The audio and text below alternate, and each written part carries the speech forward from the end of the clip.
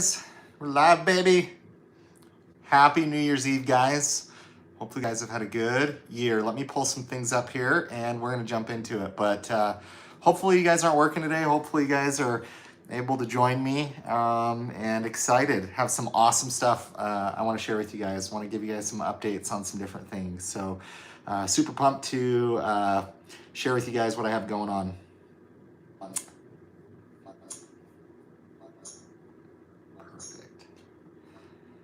All right, so guys, hey, what's up, Jim? How we doing, sir? See, I told you I'd go live, man. But we're live. Hopefully you're doing well, Jim. Hopefully your cruises were good, my friend. But yeah, have some updates I want to give to you guys. Thank you guys for popping on. If you're on here, give me a thumbs up. Really helps get this video more traction, get in all the Twitters, the interwebs, help it get more visibility. But first and foremost, hope you guys have had a good holiday season. I hope you guys have had time with your loved ones. Hopefully you guys have had time to regroup, to rethink, to clear your head, to get started on a new year. I know I have, and super pumped to share with you guys kind of what I have in store, some different things that I'm trying out, some things that I want to do. I want to share with you guys what I see in the car world right now in terms of different manufacturers. You guys know I buy and sell a lot of cars, and I'll tell you kind of what I'm seeing from the different automakers out there and what that means for you guys as consumers if you guys are looking to buy. I want to share maybe some funny stories with you guys that I've encountered. I also want to share with you guys some updates that I have coming up for this next year. So super pumped. If you guys are in here, say hi. Jim, thanks for stopping in and say hi. So Jim, your first question. So are you a Mustang guy again? Maybe. So I would like to buy a Mach 1.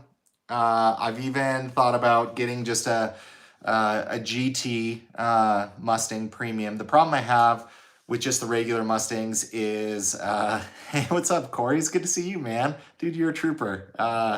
Thanks for letting us pop in last night. Corey's a good friend, and we were out there in his neck of the woods. But yeah, so I would like to maybe purchase a Mach 1 Mustang.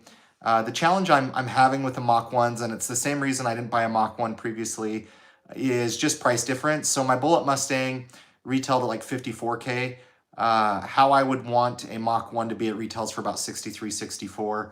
I am seeing prices go down, so I'll share that with you guys. The main reason I would want a Mach 1 is because of the Tremec transmission. The GTs have the MT82, and if you guys look that up, there's a lot of class action lawsuits.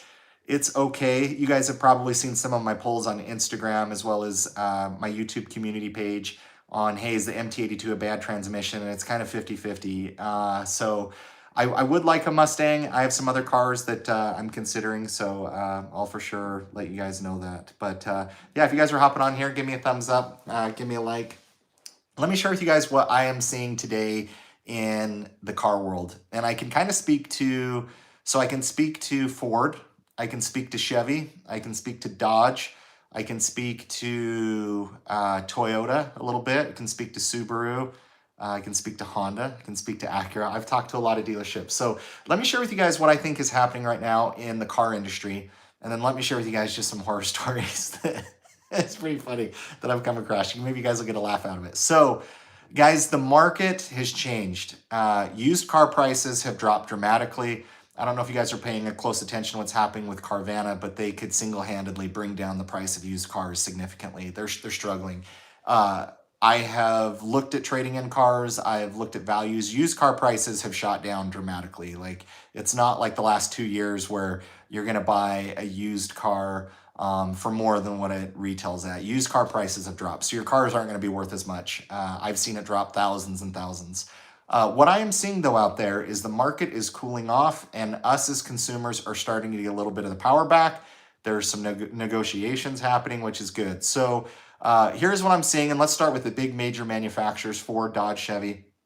Ford right now, they're discounting a lot of cars. If you're paying MSRP for a Ford Mustang, in my opinion, just my opinion, you're probably overpaying.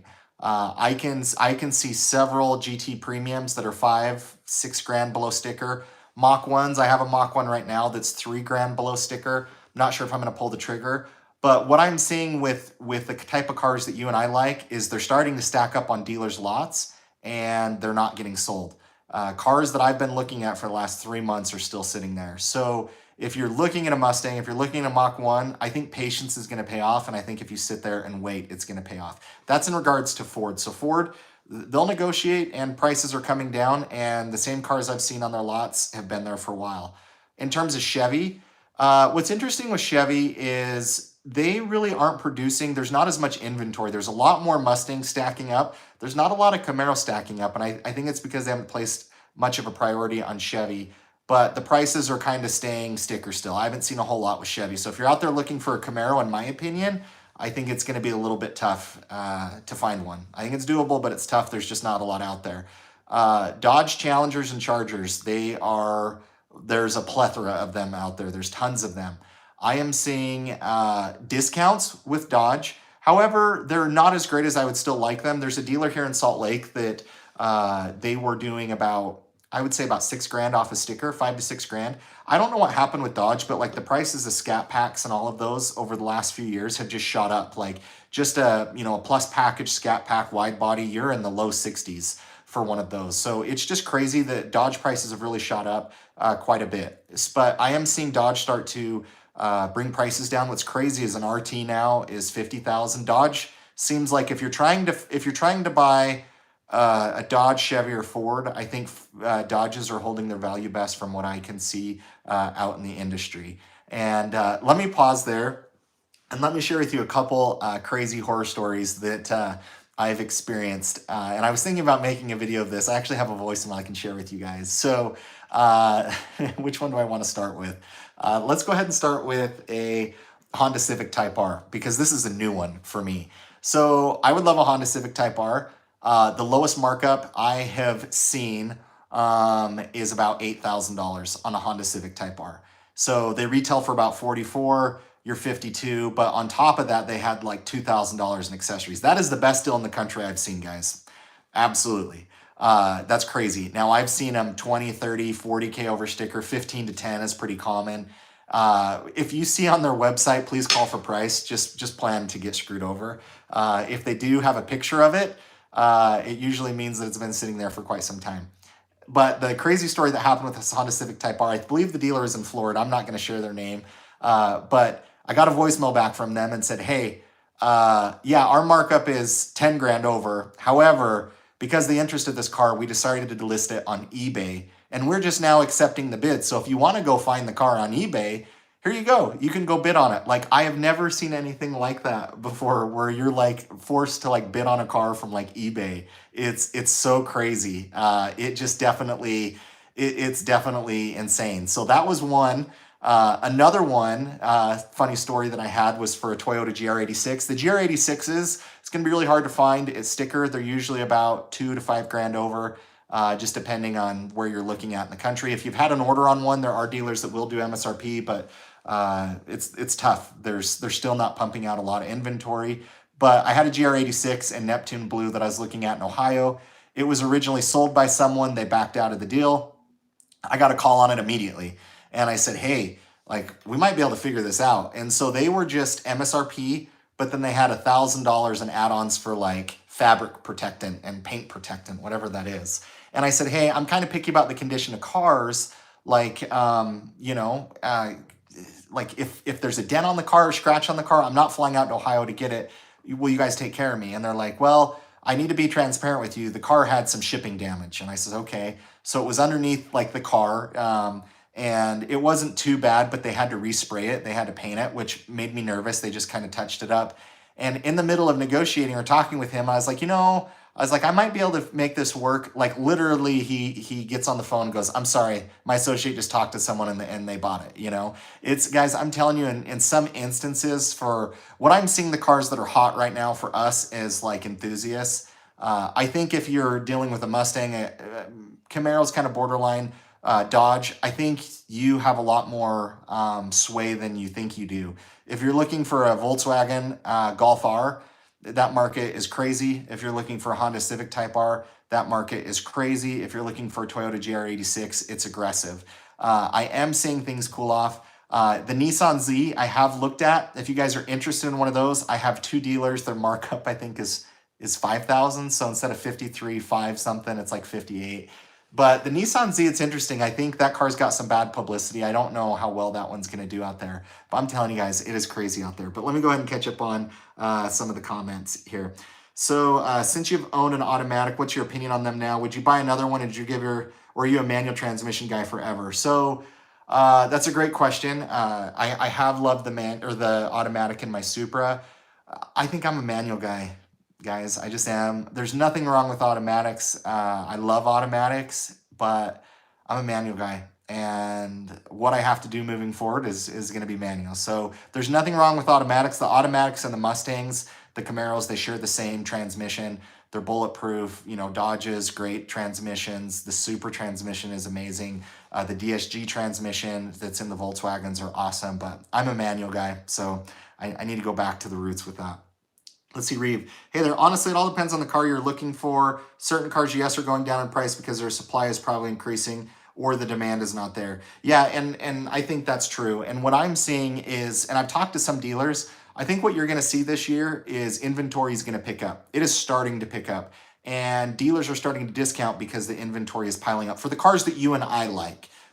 You know, V8s aren't selling right now. They're not. And I've seen that across the board. So if you guys are out there looking for a V8, be patient, be willing to look, be willing to go somewhere, but also be willing to negotiate. It's time that we take the power back from some of these dealers. A lot of these dealers are saying, hey, there's no markup on the car. We'll just give it to the highest bidder. It's insanity what they're doing out there. The nitrogen and the tire accessory kills me, but you wouldn't be surprised how many dealers add that onto their cars. One car that did surprise me that I test drove this past week is the Subaru WRX.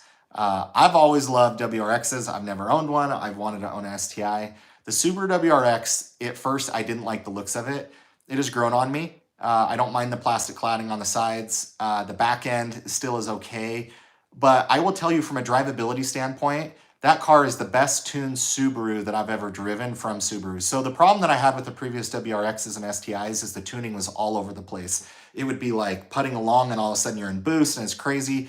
It just was never tuned properly. The new WRXs, guys, for the price, a base trim level, you're at $30,000. Now there's not a lot of fancy anything in those cars. Even their premium trim levels are just basic. They're premium and limited, it's just basic. But I can tell you right now, that car has plenty of power, and if you guys are looking for a daily driver, Savage, one of my subscribers, we were talking, Geese, we were talking, and the Subaru WRX, if you guys are looking for a daily driver and you want a manual, it's actually a really fun car. Honda Civic SIs, you know, I drove a Acura Integra. It was an automatic, but those cars, they're $2 to $3 to $5 grand over sticker still, and I can't justify it. I think they're a little bit low in horsepower. I did drive one of the new Golf Rs. It was pretty impressive. The markup on that was $4 grand. But the Subaru WRX was a car that actually impressed me, guys. I also was able to drive a Subaru BRZ. And I'm telling you, the BRZ 86 platform, there's a reason there's a lot of demand, especially for the GR86. People tend to like that a little bit more over the BRZ just because they're basically the same car, but it's more of a looks thing. It's more the front bumper and the duckbill spoiler. But guys, if you're a manual enthusiast, those cars are a blast to drive, and I'm gonna own one someday. So those are just some of my thoughts of what I've seen. So Reeve, let's see what you said. For example, I just picked up a 2022 Shelby GT500 Heritage Edition and paid $12K over sticker, but I also sold my 21 Z01 1LE 6-speed for $74, which is what I paid for it last year.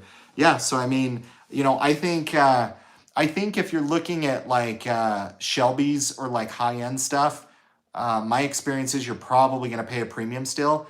But like more of the like affordable Scat Packs, RTs, Mustangs, GTs, premiums, you're going to be able to negotiate even more on price. But what's interesting is the market has gone down quite a bit. I've traded in a van, I've bought some different cars, and the trade-ins, I'm telling you guys, like your trade-in values are going to be worth less and less this year. I don't think we're going to return to what it was, and it's really interesting. Oh, Reeve, your son has a 22 WRX, just installed an ETS intake muffler delete with a Cobb tune. It's making 340, 402. It actually is a blast. And so here's what Subaru did on the new WRXs. They maxed their boost PSI at 15. The previous WRXs were maxed. Actually, no, I think I've actually butchered that. I think they've maxed. So this is what they did. The new WRX's max boost pressure I think is 20 or 12 psi, and the previous generation, which was the 2.0 liter, this is now the 2.4, so you have more displacement. The previous generation was like at 15, so it's a less stressed engine. And even though people aren't really excited about the 3 bump and horsepower, what I'm seeing out there is a lot of people coming around to that platform and just simple bolt-ons and a tune, like Reeve said. I mean, 402 torque at the wheels, that's nothing to mess around with on an all-wheel drive car. If you're in a V8, it's going to take you a minute to catch that car off the line with that type of torque and all-wheel drive. So don't sleep on those. I think Subaru has made a more robust, more stable platform. I think time will tell, but they've given it more displacement and less boost, which I think, even though people focus on the horsepower numbers, it gives these tuners a lot more leeway to be able to adjust it down the road, to turn it up, because Subaru knows, any Subaru you try and buy out there that you used, good luck. They've all been tuned. So Subarus, you can get them at MSRP. What you'll find is a lot of people are coming around to that platform, and that's a car that's going to continue to sell. There was a YouTuber that I followed that was sharing the cells of the VA generation, which was the 21 WRX and prior generation, to this 2022, which is now the VB, I think is what they're calling it. And the car is actually selling just as good as the previous one. And I think what you're going to see is you're going to see a lot more WRXs out there. I can tell you from in person, guys, the looks will grow on you. And I don't know. I've really liked him. I've been super excited. Yeah, boost is now around 24, 25. Yeah, he's humming. So that's definitely impressive. So yeah, he's probably added, what would that be, about 90 to the wheels. And gosh, he's added, almost 200 pound-feet of torque. So that's awesome. Reeve, what color did he get it in? I'm curious to know what color he got it in. So yeah, so those are some cars that I've driven. Those are some fun kind of different stories that I've had in working with dealers recently. But it's definitely interesting. One thing I'm seeing from some dealers is if you're not in the state that they live in, they won't sell it to you. Or if you're out of state, they will charge you more money because they feel like they're going to lose out on servicing the vehicle.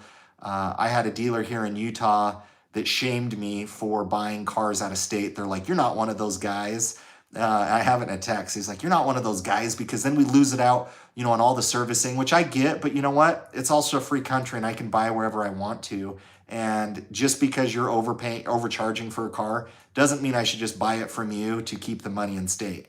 That's just not how it's going to work. World Rally Blue, probably my favorite blue color that's out there. That's awesome.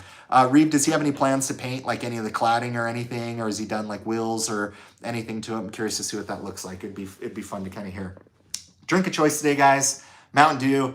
In the new year, Austin needs to go back to diet sodas, so I've gotten on a bad trend of regular sodas. If you guys haven't seen my video of me racing my dad in my RSX RX-8, go check it out. It was fun. I didn't put really much fluff in there. It was just us racing, but it was a good time. We did roll races. We did dig races. I did a draggy at the end for the RX-8, which was cool. I'm excited for some videos I have coming up for you guys. I have a comparison of the Supra compared to the Camaro, quarter mile times, 0 to 60 times, 60 to 130 kilometers, wink, wink, that I'll be showing you guys. And it'll definitely be fun. I have some other videos around the Supra that I'll be making. But what you guys are going to see in the new year is going to be a little bit different. I'm not 100% certain on what I want to do, but I do have a car that I've ordered that I'm really excited about that'll probably be here in April-ish, maybe May, hopefully sooner than that, that I'll be sharing with you guys at some point. But, it's going to be interesting. I'm going to mix it up, and I've continued to mix it up with the cars that I have because while I want to experience all the different platforms, but will I stay in a V8? I don't know. I would like to. I would really like a Mach 1, but the problem for me in the Mach 1 is the pricing. I feel like they're just still overpriced. Now, I'm going to kind of wait on it and see what pricing does here in the next few months because I think they're going to go down. And if I can get that, then I definitely will. If you guys want to see the Mach 1s, I was considering go to the community tab and you can see the different color options and specs that I was kind of looking at. But essentially just looking for, I want the leather seats. I don't want the Recaros. I've sat in the Recaros and they hug me a little bit too tight on the sides. I'm not about that life, and won't do that. Yeah, I'm super pumped to try and find a Mach 1, but it's got to make sense price-wise. I've been very tempted to get a GT Premium, but I just don't know if I want to go the MT82 route again and have some of my grinding issues that I had. So yeah, it's definitely fun. Let me catch up on some of this. Let's see. Reeve, what are you driving these days? So I have the RX-8, the RSX. I actually just sold today. So I sold my Acura today. I'm trying to clear out a little bit of money. We might be moving into a new house this year. We're trying to figure that out, of selling our house and buying a new house. So I'm trying to kind of free up some cash a little bit. So I actually sold the RSX to a guy from Nevada today. P.S. If you guys ever try and sell a car on Facebook Marketplace that's an older car, buckle up, because there's just some there's some fun individuals in the world that make some interesting comments. So the RX-8 I still have. The RX-8 I love. I actually just I got offered some money to feature that car in a video shoot, which I did. And I'll be sharing that with you guys and what that looks like. So the RX-8 is a platform that I've loved. I do have someone coming tonight to look at potentially buying that car. That has been my hardest car, believe it or not, to try and sell. Or actually, I should rephrase that. It is the hardest car for me to sell. I know that's silly. I've owned some really amazing cars behind me, as you guys can see. But the RX-8 platform, until you drive it, till you experience it, it's special.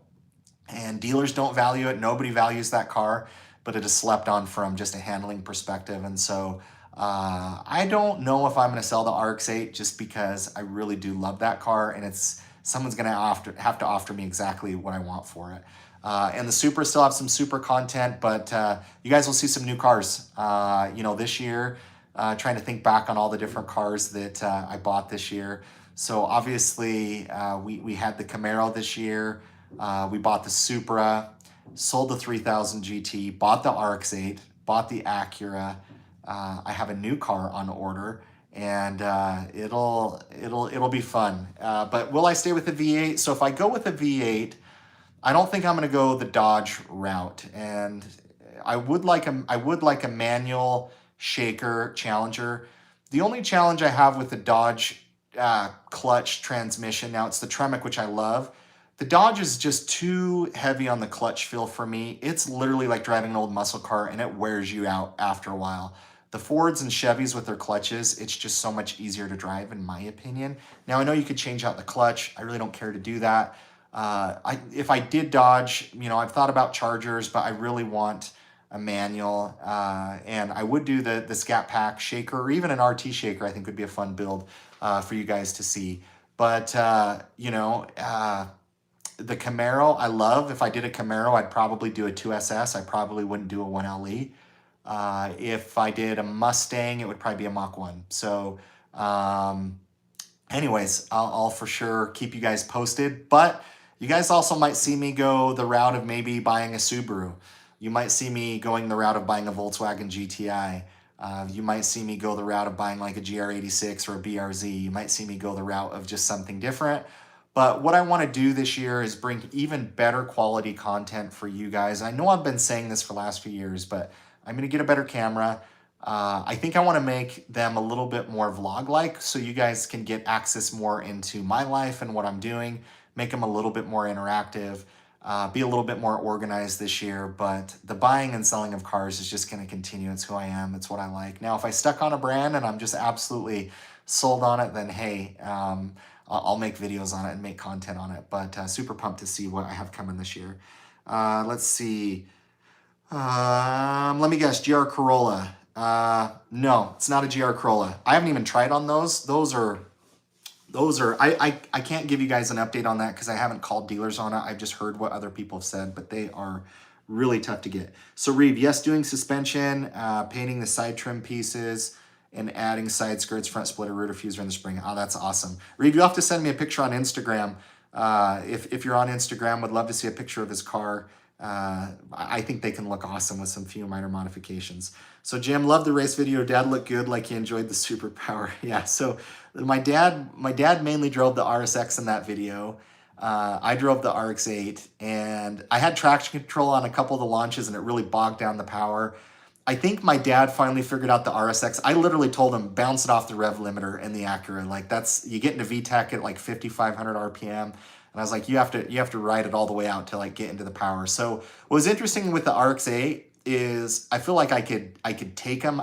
They're very evenly matched cars, but I feel like the RX-8 after, I mean, guys, we did, I don't know, 6 dig races, 5 roll races. I mean, back to back to back. I felt like the RX-8 got a little bit slower as it went on. I don't know if it was suffering from heat stroke. Those engines are extremely hot, the rotary engines. So, but it was a lot of fun. It was cool to be able to do that with my dad. And that's something that I'll always remember, because one thing I've asked my dad to do is to write down like all of his racing stories that he's had over the years. And, it was a fun moment. I'm glad that he could come down and do that with me. Let's see. It'll be much more tunable platform, especially with the new dual throttle body setup. Oh, you're talking about the Dark Horse. A lot of horsepower just to tune. I like the Dark Horse, guys. I would like one. I don't see those selling.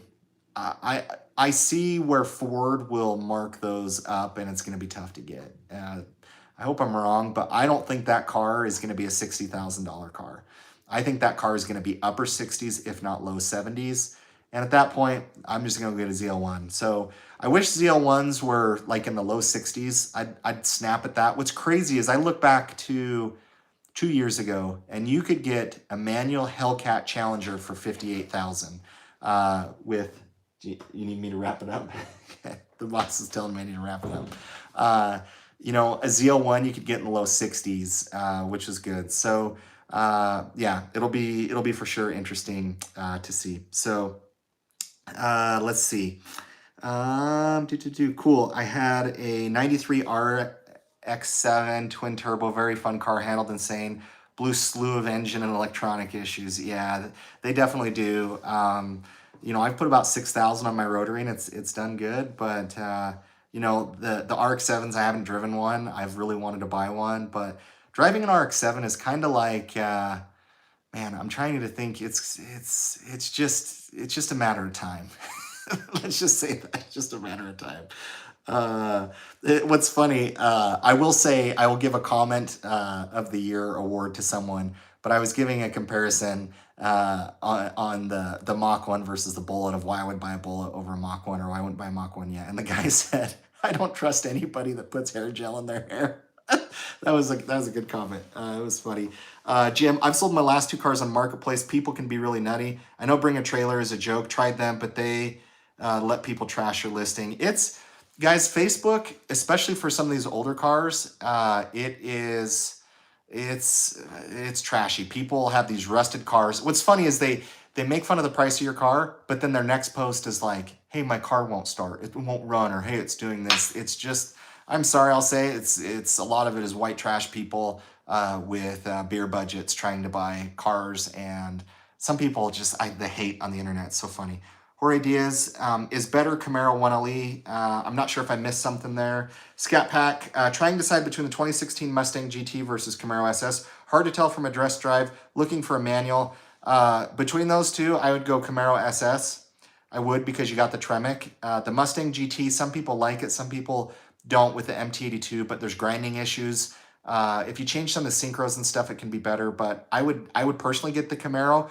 If you're coming from a Scat Pack, or what you're looking at, the GT, the Mustang, it is a little bit better visibility wise. The Camaro is still decent. Don't be fooled on that. But I would go Camaro just based on the transmission.